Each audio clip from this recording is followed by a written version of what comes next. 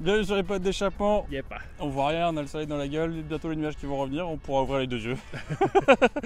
Aujourd'hui, Hugo nous a dégoté une petite pièce de l'histoire, quoi. Ouais, exactement, ouais.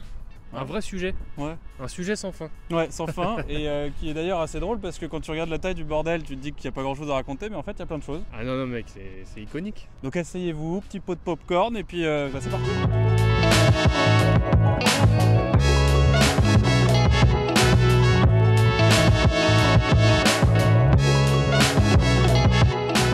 Il est pas beau, les amis, quand même. C'est vrai qu'on a commencé avec une CB125. On est monté jusqu'à une bicylindre 1200 Harley Davidson. Et là, il faut dire qu'en bécane, on régresse, hein, parce que là, on est à moins d'un cheval. On est à 0,8, c'est quand même hallucinant. Je ne savais même pas qu'on pouvait dire ça, tu vois. On va retracer un peu l'histoire du Solex, les amis.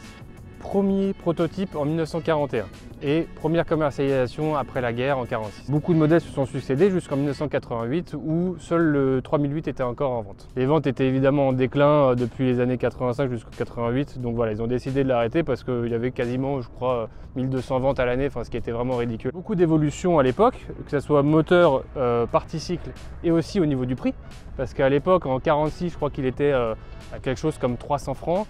Et on est monté jusqu'à 5000 francs en 88. Donc voilà.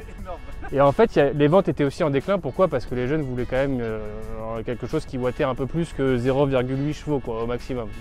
C'était pas suffisant.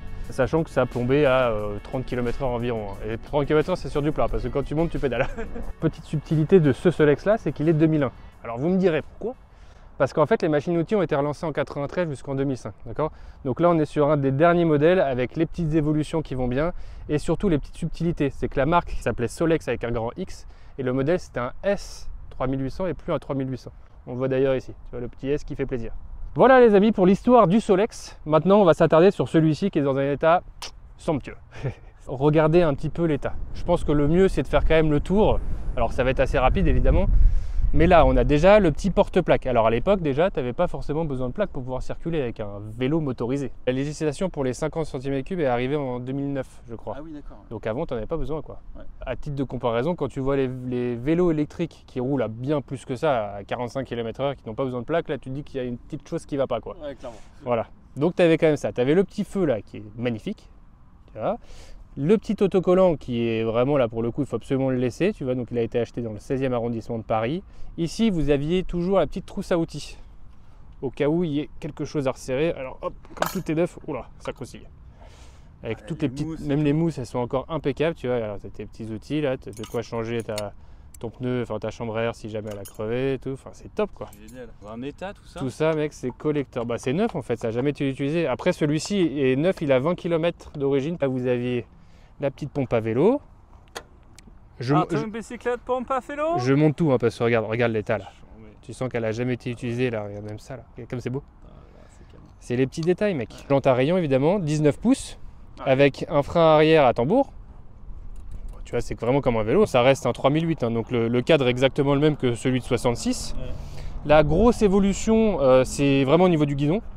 Poignée plastique, levier en plastique. Ici vous avez le petit décompresseur, je vais vous montrer à quoi ça sert tout à l'heure. Et surtout le petit klaxon. Allez. Petit bouton qui est magnifique je trouve. Et le klaxon se trouve à cet endroit. Là c'est tout ce qui est moteur. Okay, donc c'est entraîné par un galet en fait. Je vais vous montrer, hein, c'est juste ici. Je sais pas si vous arrivez à le voir avec le focus. Peut-être. Donc là vous avez tout ce qui est partie allumage.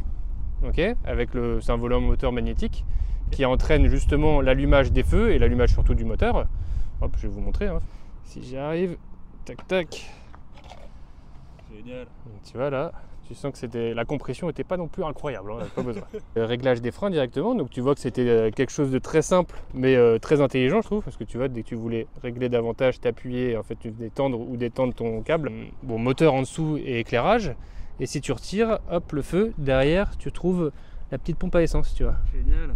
Si vous avez cylindre, le piston qui est évidemment à l'intérieur, le petit fil antiparasite et la bougie qui se trouve en dessous là. Je ne sais pas si vous la voyez. Ouais, on l'aperçoit peut-être. Et en fait là-dessus, là, donc c'est un filtre à air avec à l'intérieur la petite mousse qui va bien et tout ça en métal. Donc ça c'est stylé. Et la partie réservoir en plastique. Pour actionner le moteur, je vais vous montrer tout à l'heure, mais c'est simple, hein, tu as simplement à avancer le moteur vers l'avant. Et en fait, c'est le galet qui entraîne la roue avant directement via le pneu. C'est une traction, je peux dire ça comme ça. C'est sûr. Ici, vous avez le petit carburateur de 6,5 contre 12, on va dire, pour une mobilette ou un scoot. Donc là, 6,5, c'est vraiment que dalle, hein, faut le dire. Ici, vous avez votre petit starter. Tac. Donc là, tu le mets, puis tu le mets à peu près à moitié quand il a démarré. Au bout de 500 mètres, tac, tu le retires entièrement. Et les gens me demandent de temps en temps ce que c'est ça. Et en fait, c'est le pot d'échappement. Donc tu vois, ça descend, tac, directement. Et en fait, la sortie d'échappement se trouve dans le garde-boue. Donc tu vois, là, ça a tendance un petit peu à être gras, en fait, à l'intérieur du garde-boue. Et frein avant à patin. Comme en vélo, en fait. Hein. Mais à l'arrière, tu as quand même un tambour, donc ça freine relativement bien. Et il faut dire aussi que ça fait 32 kg, hein, donc bon, t'as pas besoin d'avoir un freinage incroyable. Vu les vitesses extraordinaires que tu vas atteindre, ça devrait aller. Ouais, c'est ça. En termes de suspension, c'est pas terrible. Ok, donc devant, vous avez une fourche, évidemment sans suspension. Donc on sent toutes les petites aspérités de la route. En revanche, à l'arrière, vous avez une grande selle badgée Solex avec un grand X, mais sur ressort directement. Donc ça va, la selle est large et assez confortable et le ressort fait largement le taf. Et puis tu as tes petites pédales, si jamais tu tombes en panne, si jamais tu n'as plus d'essence, etc., bah, tu rentres en vélo en fait, hein, tout simplement. Juste, pour moi, il manque deux choses dessus. Pare-choc là, oui. C'est chromé. C'était une option, ouais.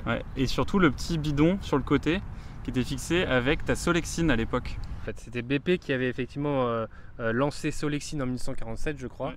Et effectivement, tu avais ton petit support ici avec ton petit bidon Solexine que j'ai à la maison, mais j'ai pas le support.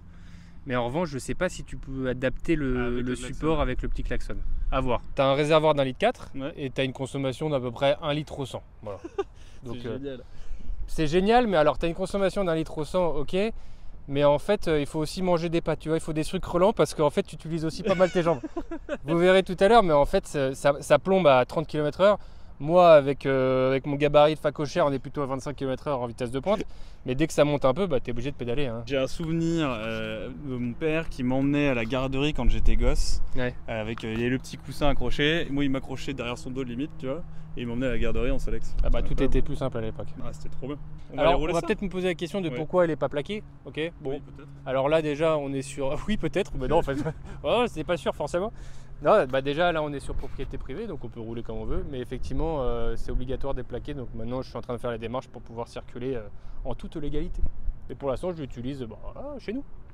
D'accord, ouais. Ouais, super. Et ben, allons rouler ça chez nous. Ouais. Je vais vous montrer comment ça démarre, les amis. Rien de plus simple. Hop, vous poussez le moteur vers l'avant de telle manière à ce que le galet touche le pneu, on est d'accord? Okay. Ensuite, décompression. Décompression, ça permet d'avoir moins de compression dans le moteur. Le moteur va se lancer, vous lâchez la compression au bout d'1 mètre et puis le moteur normalement devrait partir. Aussi, quand il est froid, du coup, vous mettez votre petit starter. Tac. Ok, on est parti? On est parti.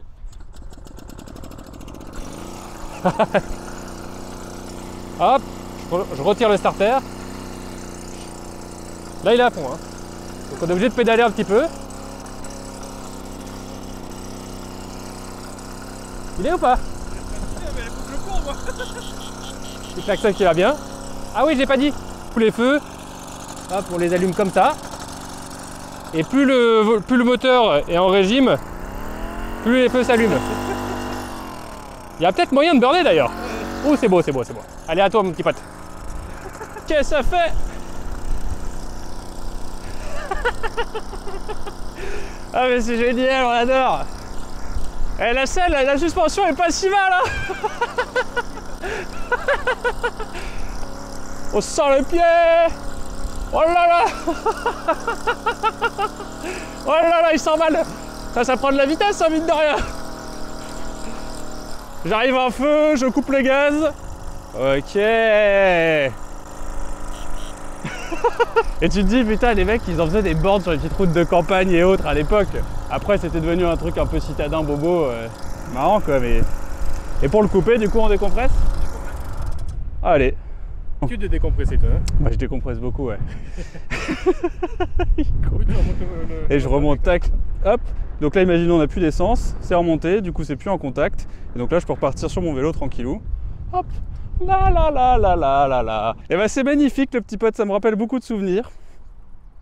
Et vous, les copains, d'ailleurs, est-ce que ça vous parle? Est-ce que vous avez déjà essayé? Voilà, dites-nous un peu dans les commentaires ce que ça suggère, un peu comme émotion, quoi. Et puis la prochaine vidéo, promis, on repasse sur 4 roues, il n'y a pas de problème. Est-ce que ça vous a plu les amis déjà? C'était un essai rapide hein? C'est un petit essai rapide d'une pièce vraiment, enfin d'un monument historique quoi. Tu vois, Voilà, c'est collector. des véhicules motorisés. Et c'est toujours un plaisir, moi ça me fait marrer, tu te dis... Il y a des gars, je crois que c'est encore Maurice Garage, il s'était fait un aller-retour, je sais plus, à Dunkerque je crois, en Solex. Il s'était acheté 3 Solex, il était parti à 3 potes. Bon, c'est trop stylé mec. Moi ce que j'ai envie c'est surtout de l'accrocheuse dans le mur de mon salon, tu vois. Ouais j'avoue, il allait faire un petit tour de temps pour aller chercher la baguette. C'est ça. Bon bah nickel. Bon, dites-nous dans les commentaires ce que vous en pensez, les prochains trucs que vous avez envie de voir. On a des petits projets resto qui vont arriver pour ceux qui aiment bien les projets resto. Projet de ouf. Mais avant ça, ouais. Abonnez-vous les amis. Ouais, bah abonnez-vous pour pas les louper surtout quoi. Ça c'est sûr. Allez, à la prochaine. Ciao.